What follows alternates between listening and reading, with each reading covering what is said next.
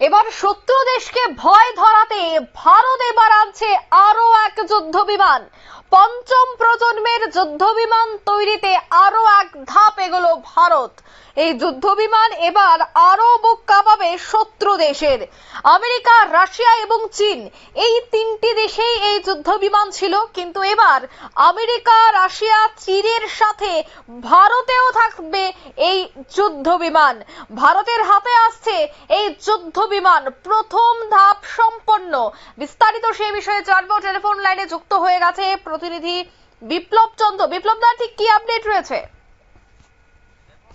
যেটা বলা হচ্ছে যে পঞ্চম যুদ্ধ বিমান ব্যাপারে, এবং সে বিষয়ে কিন্তু একটা জিনিস উঠে আসছে, অর্থাৎ ভারত পাকিস্তান যুদ্ধে যখন পেহেলগাঁও হত্যাকাণ্ডের এই ঘটনার পর কিন্তু একের পর এক ভারতীয় শক্তি নিয়ে কিন্তু একটা কথা উঠে এসেছিল, এবং সেই শক্তির কতটা জানা যাতে বা ভারতীয় কতটা শক্তিধর দেশ বা কতটুকু শক্তি প্রদর্শন করতে পারবে, সেটা কিন্তু গোটা বিশ্বের কাছে একটা পরিচিতি লাভ করেছে।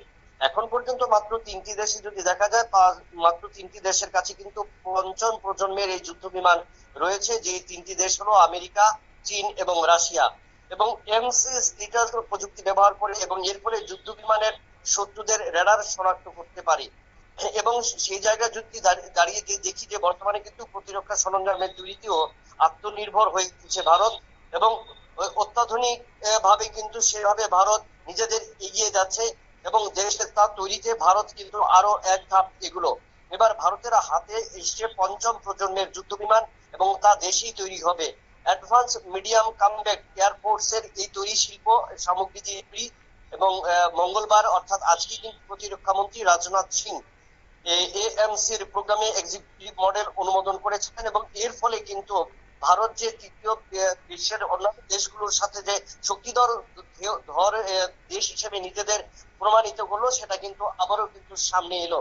এবং সেখানে কিন্তু বলা যায় যে যুক্তভাবে এক্সিকিউটিভ মডেল যে বিমান, এবং এই বিমানের ফলে কিন্তু ভারত চতুর্থ দেশ হিসেবে কিন্তু বিশ্বের কাছে নিজেদের প্রমাণিত করলো।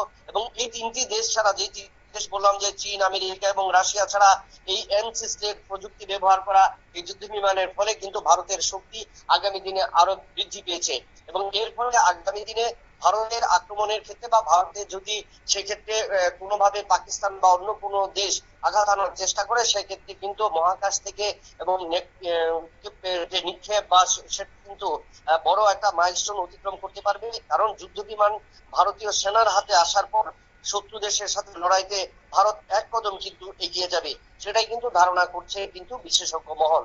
এমনটাই কিন্তু খবর রয়েছে, এবং প্রতিরক্ষা মন্ত্রক সূত্রে কিন্তু এমনই খবর। অঙ্কিতা, ধন্যবাদ।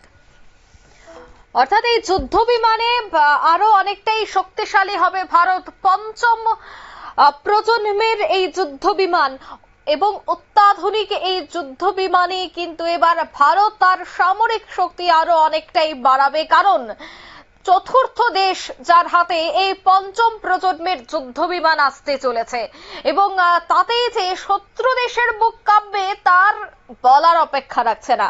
নিয়ে নিচ্ছি ছোট্ট একটি বিজ্ঞাপন, বিরতির সঙ্গে থাকুন।